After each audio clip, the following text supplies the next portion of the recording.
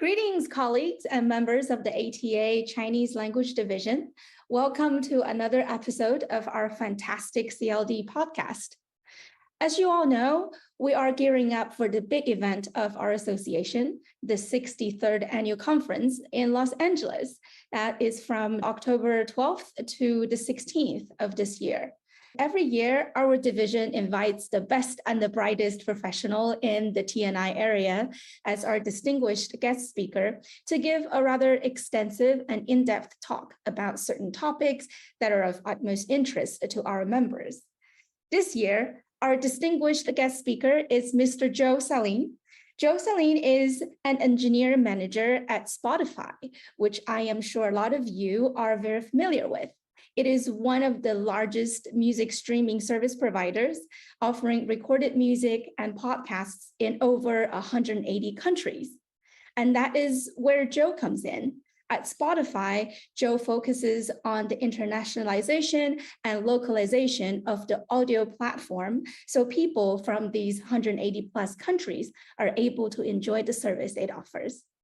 Before Joe began working on the technology side of things, he taught courses on early Chinese philosophy, intellectual history, language, and culture for the Department of East Asian Languages and Religious Studies at Stanford University, his alma mater, where he received his Master's of Arts degree in Chinese while pursuing a PhD in early Chinese philosophy.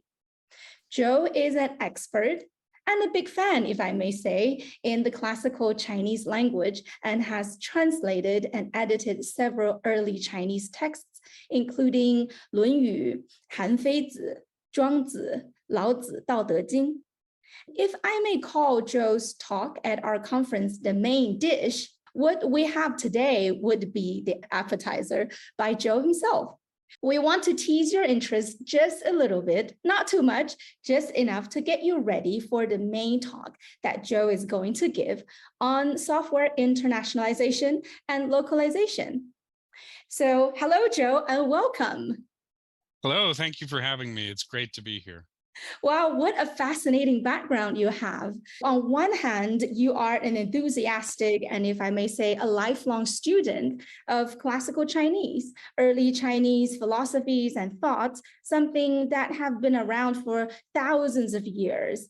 And on the other hand, you dedicate yourself to the work and the technological concepts that are so new that I can barely pronounce it. I mean, really, like I had to practice saying internationalization a few times before today so I could get it right. How rare of a combination. But, you know, I'm really interested and curious to know, how did you go from studying and translating classical Chinese to being an engineer at a very large tech company? That is a very long story, actually. I'll try to be as brief as I can. Basically, when I was at Stanford teaching and pursuing my PhD, there were a lot of faculty members and fellow students and colleagues who needed to publish papers with Chinese characters in them or French diacritics or something like that. And this was very early on in the development of internationalization and localization. So it was before Unicode. Not a lot of people knew how to deal with all the different fonts and encodings and things like that.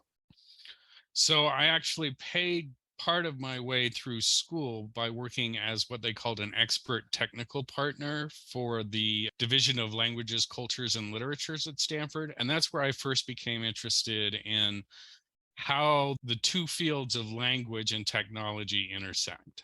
Later, when I decided to not finish my PhD and to go into the technology sector, I actually just sat down and I read a lot of books, a lot of books. And first began programming in PHP, then moved into JavaScript, some Java, and of course, HTML and CSS. And I became kind of a specialist developer in this particular strange area of the tech community, where those of us who love language and love technology work. So you're a self-taught, if I may say, nerd. Yes, I am. I'm a classical Chinese nerd and a technology nerd, so I'm a Okay. double nerd. Very interesting. Yeah, it's kind of a brave new world in that if you want to learn anything in the technology space, the resources exist out there to do so. And as far as the actual internationalization and localization work, a lot of that was learned on the job. When I took my first localization engineering job at a small company called Omniture in Salt Lake City, Utah, Mhm. I had no idea that localization was even a field. I didn't know it was a thing. Right. And as I've talked to others in the field, that's a common experience. Many of us kind of fall into it, and then once we get into it, we love it. Right. That's actually one of my other questions. Just in the language service area, translation and interpretation have been around for a long time, and people are very familiar with it. And it's rather, self-explanatory. When you tell people that, oh, I work in translation or interpretation, they know what you do. But for this internationalization or localization, that's a fairly new concept. It's only been around for, I would say, a decade or two, even that. So in the simplest term, and without giving away your talk, of course, what is localization and internationalization?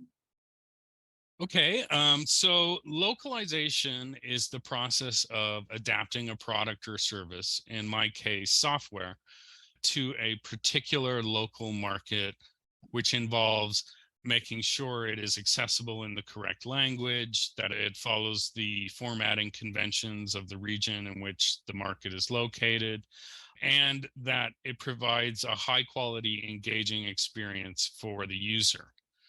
One of the things you need to do in order to be able to localize a piece of software is you need to prepare it. And that's where internationalization comes in. Internationalization is the process of preparing the software so that it is capable of being adapted for different markets, regions, and languages. Ideally, what you want to end up with is something where you have a single application that is built in the way that it can adapt to each user's linguistic preferences and cultural background. And that's what we're trying to do with the new internationalization team at Spotify, is really build that capacity and expand that capacity in Spotify's platform. Right. Yeah. And then my next question would be, how would you answer the question if an old-timer translator comes to you and say, well, what is the relevance of localization and internationalization to my work as a translator? And how would I fit into that whole process? I don't want to give too much away because that's the main subject of my talk at ATA this year. But in general, internationalization through localization have a large dependency on translation as a skill. Mm, And and so when you're localizing an application, your part of what you're doing is translating the text, the application text, UI labels, system messages, communications, marketing content, all that into different languages. And that's where the translators come in. And one of the things I want to do in the talk at ATA is really provide some tips for translators on how they can work well with internationalization and localization, because it's a very growing field, yes. and there are a lot of opportunities for translation work there.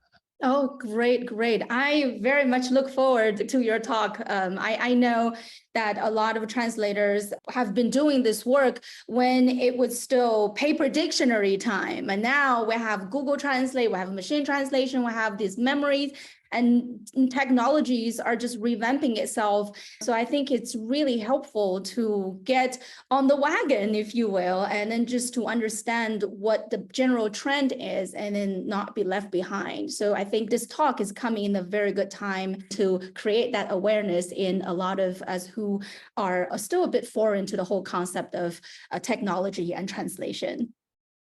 It's partly self-serving because as an internationalizer, as a localizer, we need translators to know how to adjust to some of the quirks of software translation, if you will.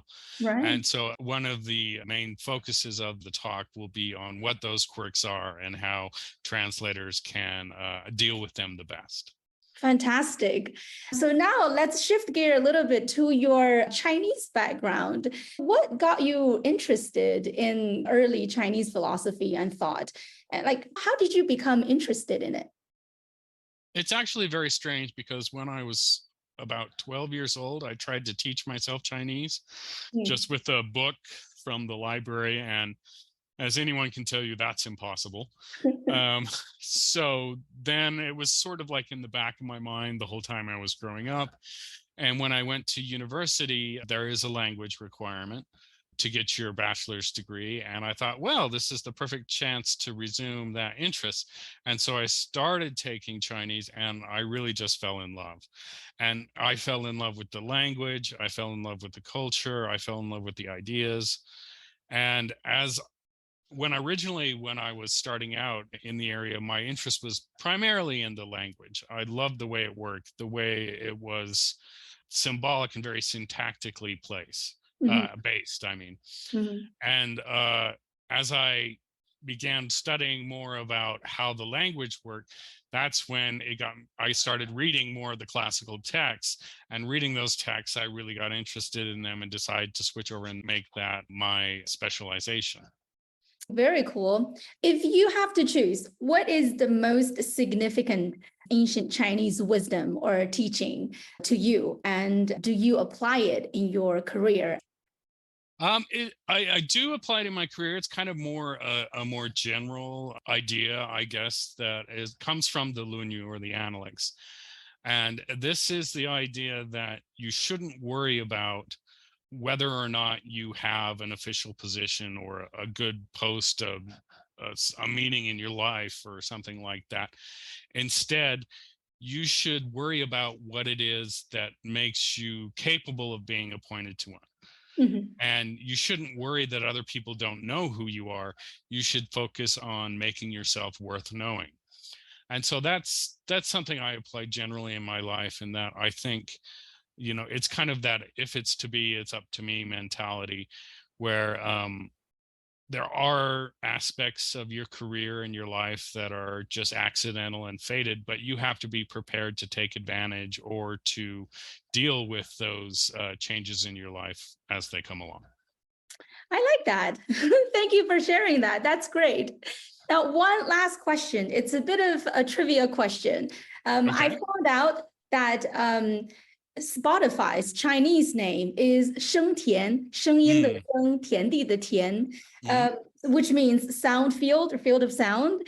How did this name come to existence? Did you have anything to do with the translation of that? Or is it a product of translation? Or is it just simply named or transcreated?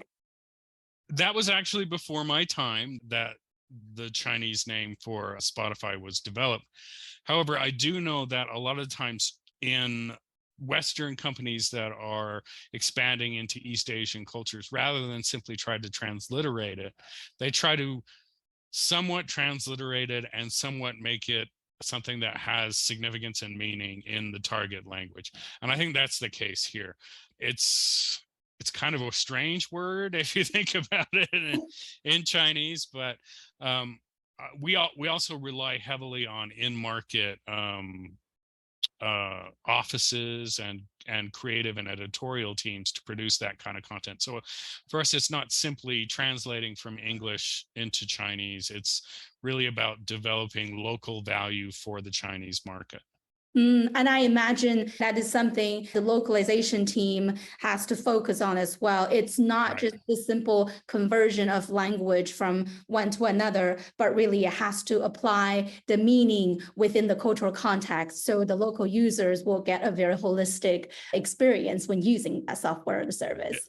Exactly. The translation model actually has some issues when it comes to software internationalization and localization. And there is some movement to move toward a more language neutral idea, something like an ontology or a concept map. You may see knowledge graphs if you search on Google, and then those translations are kind of based around that knowledge graph. So rather than being from one to another, it's from like a central conception or a domain knowledge thing into multiple languages. Right.